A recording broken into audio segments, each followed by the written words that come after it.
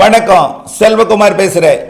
இது செல்வகுமாரின் உழவன் விவசாயிகளுக்கான வானிலை ஆய்வறிக்கை. அதிகாரப்பூர்வ வானிலை அறிக்கைக்கு இந்திய வானிலை ஆராய்ச்சித்துறை அறிக்கையை பார்க்கவும். விவசாயிகள் பொதுமக்களுக்கு எழுந்திருக்கக்கூடிய வானிலை தொடர்பான சந்தேகங்களுக்கு விடையளிக்கும் விதமான விரிவான வானிலை ஆய்வறிக்கை 2025 ஜூலை 16 புதன்கிழமை அதிகாலை நிலவர ஆய்வறிக்கை. அதிகாரப்பூர்வ வானிலை அறிக்கைக்கு இந்திய வானிலை ஆராய்ச்சித்துறை அறிக்கையை பார்க்கவும். தென் மாவட்டங்களிலிருந்து நிறைய கேள்விகள், டெல்டா மாவட்டங்களிலிருந்தும் கேள்விகள். அதிகப்படியான மழை வட மாவட்டங்களுக்கே பெய்யும் என்று சொல்லிக் கொண்டிருக்கிறீர்கள். தென் மாவட்டங்களுக்கு எப்பொழுது கனமழை பொழியும்? திண்டுக்கல் மாவட்டத்தில் பல்வேறு இடங்களில் மழை பல மாதங்களாகி இருக்கிறது, நல்ல மழை பொழிந்து. இந்த மழை திண்டுக்கலுக்கு பொழியுமா? பாலக்காட்டு கணவாயில் வெங்காய அறுவடை இருக்கிறது மற்றும் பல்வேறு நடவு பணிகள் இருக்கிறது.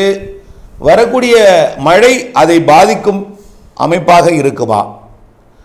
அதே போல ஈரோடு மாவட்டத்தில் 2 நாள் லேசான மழை பொழிவை கொடுத்தது, பெரிய அளவிலே மழை இல்லை. இந்த மழை தாராளமாக இருக்குமா? காற்று இருக்குமா? வாழையை பாதிக்கும் அளவிற்கு ஏதாவது அச்சுறுத்தும் காற்று இருக்கிறதா?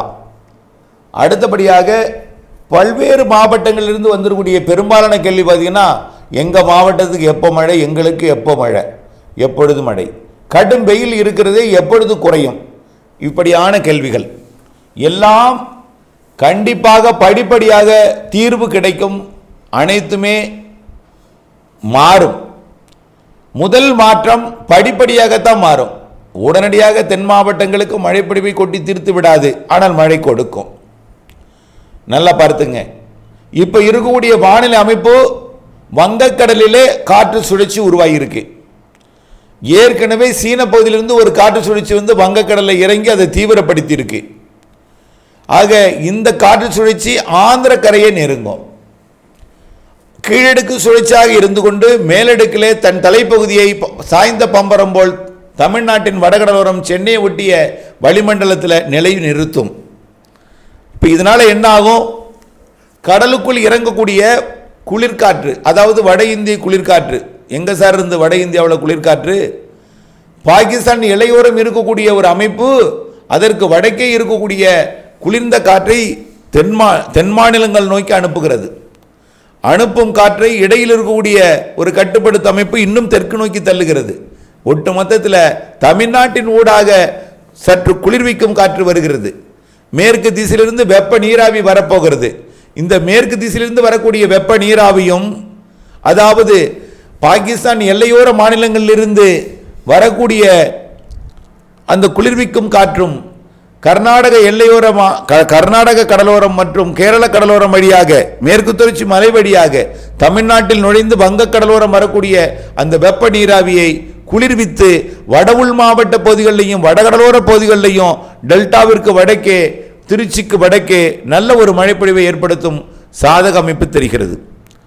அதே போல கன்னியாகுமரி முனை சுற்றி கொண்டு வரக்கூடிய காற்று, தெற்கு காற்று, அது தூத்துக்குடி மாவட்ட கடலோரம் ராமநாதபுரம் மாவட்ட கடலோரம் வழியாக உள்ளே நுழையும் போது சிவகங்கை புதுக்கோட்டை மாவட்டத்திலையும் மதுரை மாவட்டத்திலையும் டெல்டா மாவட்டங்களின் உள்பகுதிகளிலையும் மழைப்பொழிவை ஏற்படுத்தும். ஆக பாருங்க, செட்டிங் இப்படி இருக்கு. இந்த செட்டிங் தென்மேற்கு பருவமழை கேரளாவில் தீவிரமடைந்து மேற்கு தொடர்ச்சி மழையில் படிப்படியாக வலுக்கும். இன்றைய விட நாளை கூடுதல் மழை, நாளை விட மறுநாள் கூடுதல் மழை என்று படிப்படியாக மழைப்பொழிவு அதிகரிக்கும். ஆகவே வரக்கூடிய நாட்களிலே நல்ல மழை இருக்கிறது.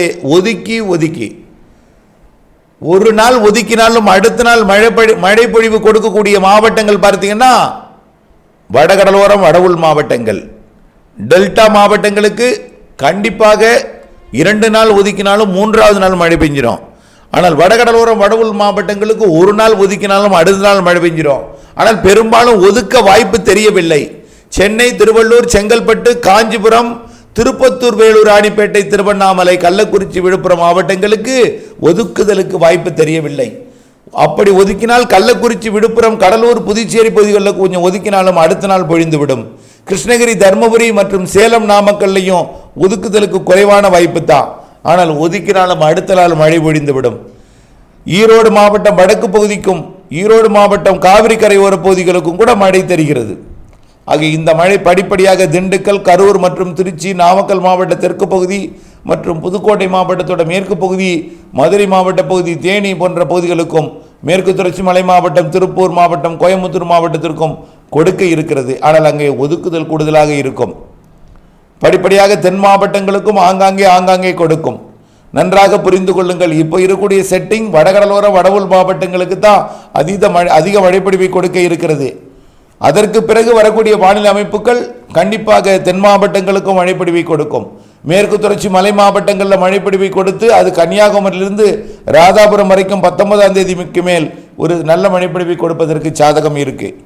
இப்படி செட் ஆகும்போது உங்கள் மாவட்டமும் மழை உண்டு. ஆனால் இப்பொழுது குறைவான மழையை, லேசான மிதமான மழையை, ஒதுக்கி கொடுக்கும் மழையை, பெய்யும் இடத்துல வலுத்த மழையை பெற்று பயனடையுங்கள். அடுத்தடுத்த நாட்களிலே, அடுத்தடுத்த வாரங்களிலே கொஞ்சமாக நிகழ்வு தென் மாநிலங்களுக்கு மழைப்பொழிவை கூடுதலாக கொடுக்க வரும் பொழுது தென் மாவட்டங்களுக்கும் கொடுக்கும். தமிழ்நாட்டிலே ஆந்திர பிரதேசத்தில் மையம் கொள்ளக்கூடிய நிகழ்வு படிப்படியாக வடக்காந்திர பிரதேசம் என்று மத்தியாந்திர பிரதேசமாக மாறும். செப்டம்பரிலே கண்டிப்பாக நல்ல மழை காத்திருக்கு. செப்டம்பர் 2வது வாரத்திலிருந்து அக்டோபர் 2வது வாரம் நிறைவடையும் வரைக்கும் நல்ல மழை இருக்கு. அந்த நாட்களெல்லாம் கண்டிப்பாக மழைப்பொழிவை கொடுக்கும். இப்பொழுது மழை குறைவாக இருக்கக்கூடிய மாவட்டங்கள் எல்லாம் அந்த தென்மேற்கு பருவமழை காலத்தில் இவ்வளவுதான் மழையே பெய்திருக்கு. 2.5 சென்டிமீட்டர் தான் தூத்துக்குடி மாவட்டத்துக்கான ஜூன், ஜூலை, ஆகஸ்ட், செப்டம்பர் மாதத்திற்கான ஒட்டுமொத்த 4 மாதத்திற்கான மழை. அந்த மழை கண்டிப்பாக பொழிந்துவிடும். அப்படித்தான் இருக்கும் விருதுநகர் மாவட்டத்திற்கும். காற்று பகுதி என்று அழைக்கக்கூடிய கயத்தாறிலிருந்து வரக்கூடிய காற்று ராமநாதபுரம் தெற்கிலும் தூத்துக்குடி மாவட்ட வடக்கு பகுதி வழியாகவும் பயணிக்கும். பாலக்காட்டிலிருந்து வரக்கூடிய காற்று தாராபுரம் வழியாக கந்தர்வக்கோட்டை வழியாக டெல்டா மாவட்டங்கள் வழியாக பயணிக்கும். இதனால இந்த இடத்துல ஆடி காற்று வலுவாக இருக்கும். ஆனால் இந்த ஆண்டு ஆடி காற்றும் இருக்கும், ஆனந்தந்தரும் மழைப்பொழிவும் இருக்கும் மாலை இரவில என்பதை தெரியப்படுத்த விரும்புகிறேன். நல்ல மழை இருக்கு, நம்பிக்கையுடன் இருங்கள். வரக்கூடிய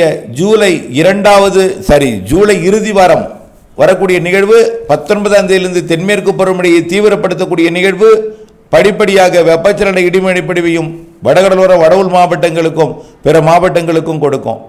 ஆகஸ்ட் மாதம் 3 நிகழ்வுகள் உறுதியாக தெரிகிறது.